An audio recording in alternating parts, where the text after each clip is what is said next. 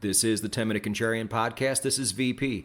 We are a solutions-based podcast, diving into the world of contrarian investing and alternative finance. You can find us hosted on the No Nonsense Forex YouTube channel, NoNonsenseForex.com, and podcast players everywhere.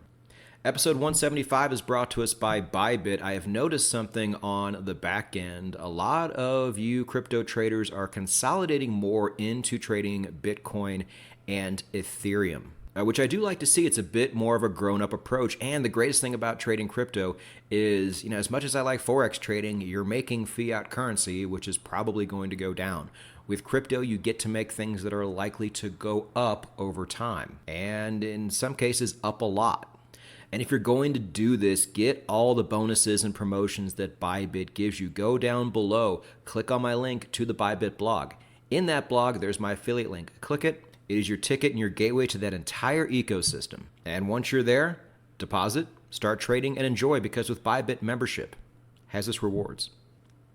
It is the 10-Minute Contrarian Podcast, and probably a shorter episode than usual this week. So let's go ahead and touch on some things that I have been neglecting to touch on lately, because we've been in this, what should I call it? I guess kind of a dividend investor series, what we do after we've made all our money in our asymmetrical investments. And the market has crashed, and we are now trying to determine when it's going to recover. Because as we've seen, getting in early on something like that is amazing. And a lot of us, depending on how old you are, didn't really have the chance to enter during the 2001 recovery and the 2008-2009 recovery. But while we've been doing this, I have not been talking much about gold and silver. And congratulations, contrarians. Yeah, I guess I shouldn't say congratulations. We know we can never drink the whole bottle of champagne here. But with prices where they are, mining stocks are finally catching bids, which is really interesting because even though they're getting more attention, they are still very far away from getting like real mainstream attention. So there could still be a very bright future here. Now, a lot of this is going to depend on the price of the underlying metal. We all know with mining stocks, it takes the escalator up and the elevator down, which is frustrating, but we're kind of used to it by now. But either way, it's finally good to see that market getting some real traction. I know we had a pullback because of Newmont, but things like that are going to happen along the way. The main thing is we're finally getting some real attention here, and most people's mining stocks should be in the green at this point, and some of them very much in the green. Also, I want to direct everybody, if you guys are listening to this on audio primarily, and that's the majority of you actually, if you're not paying attention to my YouTube channel, I just came out with another video, an updated video, for Blueberry Markets, my number one Forex broker for non-Americans. And I highlighted some extra features that Blueberry has now. And I will be highlighting features like this and many other ways to make money by being a good trader in the future. Because what I want to do is introduce to people all of the ways you can make money by being simply just good at this whole game, especially in the technical analysis realm, which the majority of you are. Because if you have multiple streams of income, and you can get a lot of those simply by knowing what you're doing in this world, then you don't have to touch your trading account. You don't have to touch your investing account. And if we take this a step further, not only do you not have to touch the money that's there, you can start to add to it at a more increased rate. So check out that video if you haven't seen it, even if it doesn't really apply to you, because these opportunities are everywhere, and you can take a lot of these opportunities and chain them together. We will be talking about that on my channel, not so much here, the podcast, but get ready for that as well. Now, in terms of what we're talking about today, let's go over what we've already talked about in this dividend, whatever you want to call it, series. So we spoke about the wonders of dividend investing, and then we talked about the advantages we have over your average investor and over your average fund. And we talked about the rule of 72 and how, most firms and most investors just shoot for a fairly low number. But it doesn't have to be that way. We can actually do better over time. And I outlined all of those reasons why. And then from there, we have done things like talk about the monthly chart. where we can even further continue to get the best of it. And we're going to hone down on this concept even further today. Now, I alluded to this a little bit last week. What's going to happen, because you're not trading, 28 to 36 currency pairs in Forex or, whatever handful of cryptos you like to trade. If you get a signal on a certain stock in a certain sector, you're probably going to get a lot of signals at the same time. You are probably going to have your pick of 60 to 100 different stocks because a lot of these things move at the same time. So which one do you choose? Now, in last week's episode, we talked about that fundamental analysis that you can get for free, and that can help you a lot. But you still, might end up with a pretty large group of stocks. So let's try to whittle this down even further. Now, the first thing I want to do is talk about the overall indices in the United States especially. So we're talking about the S&P, the Dow Jones, and the NASDAQ. Now, if you simply attach the monthly chart to these indices, it is going to give you a much better idea of exactly when we are finally into this recovery. We may not get it right the first time, and we may take some losses trying to get in too early, but we will not get completely wrecked like a lot of people did back in 2008, trying to call the bottom too soon. There's a college football podcast that I really like, and one of the panelists on there is a former NFL quarterback who retired right around 2006, 2007, and then he tried to take most of the money he made and call the bottom in 2008, but did it way too soon and lost a lot of that money. And he even said, that's why I'm on this podcast, schlepping it with you guys, because things should have been different, but unfortunately they weren't. And it's funny, this guy will talk about trading on the podcast, and he knows basic technical analysis, but he doesn't know what we know. And he probably didn't have the foresight to scoot back to the monthly chart. Now, this is not financial advice, but you are probably going to get signals on some of the things you are interested in before the major indices tell you to officially go.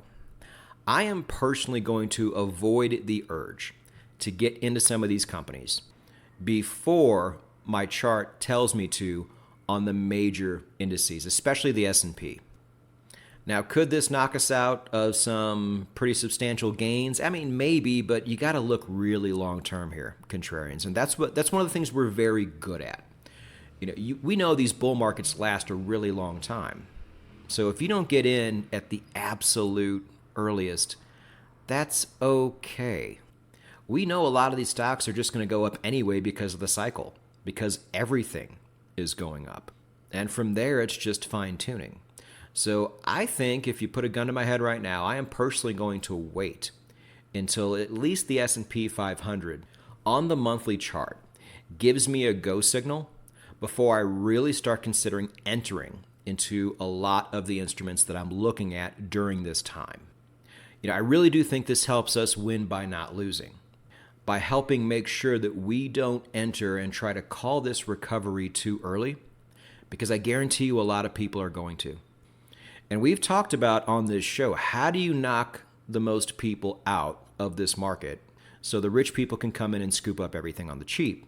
Well, you give them a lot of false senses of hope. You give them a lot of false signals when it comes to the recovery. So the narrative now becomes, it looks like we're just never going to have a recovery. We're turning into Japan. It's just going to be like this forever, so your money probably should not be here. It probably should be somewhere else, and you should take it out of the market. And then, I'm forecasting here, but I will bet as soon as people start to do that, and they have officially all tapped out, that is almost always when the recovery begins. And so the best way to avoid this, in my opinion, is not to sit there and try to be Mr. Fundamentals guy when nobody really at the end of the day is all that good at predicting overall market direction. Simply on the fundamentals, just sit back and let your charts tell you what to do.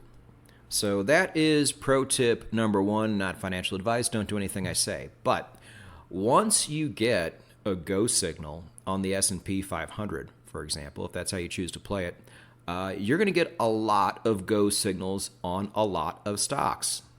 So which ones do you choose? You're not going to play them all. And you're not going to be trading in and out too much here, especially if you're on the monthly chart. Remember, the goal is, especially as Americans, to try to hold these things for 12 months or longer so we can save a lot on taxes, all while scooping up those sweet dividends along the way. That's where this whole thing gets really good. Now, what I think you can also do from here is once you get that signal, start to drill down a bit more and determine which sectors within the overall S&P 500 are starting to give you signals now.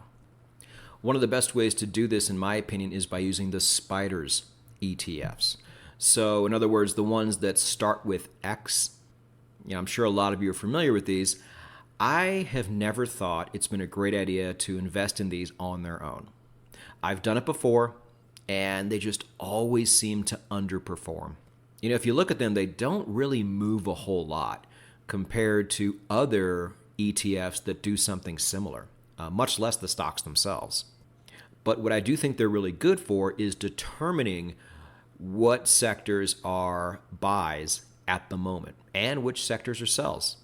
So I just did a quick search and got a quick list of them. If you're unfamiliar, you have SPDRs like XLK, which is tech, XLV, healthcare, XLY, consumer discretionary, XLP, consumer staples, XLU, utilities, XLB, materials, XLRE, real estate, XLC, communication services, and there are more than just these. And you can chart them all, no matter where in the world you live. Because we know even in bull markets, certain sectors absolutely outperform others at certain times. And since, 2008, 2009 probably, we have had a 15-year bull market. And inside of that bull market, certain sectors have absolutely outperformed others at certain times. And having the ability to know the most optimal time to enter and especially exit those sectors could really add on a lot of those sweet percentage points to your average yearly return. And we saw in the Rule of 72 episode just what that can do for you. Now, from there, even if you get the direction of the overall market correct and you get the overall direction of the sector correct as well, there could still be a lot of choices for you within that particular sector. So now what do you do? Well, if you remember last episode, I mentioned a stock screener called FinViz, FINVIZ. Everybody should be bookmarking this. It is my favorite screener out there. I like it even better than the Seeking Alpha screener that I pay for, because FinViz sorts everything also by sector. So you can take everything that is in a particular sector, and it will list every available stock for you right there. And I think it will also do this with non-US markets as well, if that is information you are needing. And then from there, you can also sort by market capitalization, beta, yearly dividend returns. You can really get a much better idea of which stock or ETF is going to be the best option for you. Like I said, you're going to get a lot of choices here all at one time. It can be overwhelming. But if you use the fundamental analysis we talked about last week, and you whittle things down by looking at indices and sectors and screeners, like we just talked about today, then not only do things become a lot simpler, I really do think this is how you get the absolute best of it. Now, the one thing you could do, again, not financial advice, is if you want to get a little bit of a jump on the market, you can do this in reverse. Instead of waiting for the S&P 500 to give you a go signal, you can maybe see if there are individual sectors out there that are giving you a go signal early. Now, warning, you do increase your chances of losing if you do this. But history has always shown us, and it will show us again, that certain sectors have led the dance into the overall recovery, because they always do. But I think I'm going to choose to play it a bit more safe here. Because if we really are going to enter a bull market, and if that bull market is going to last a long time again, we don't really need to get too crazy here. And we can still be early.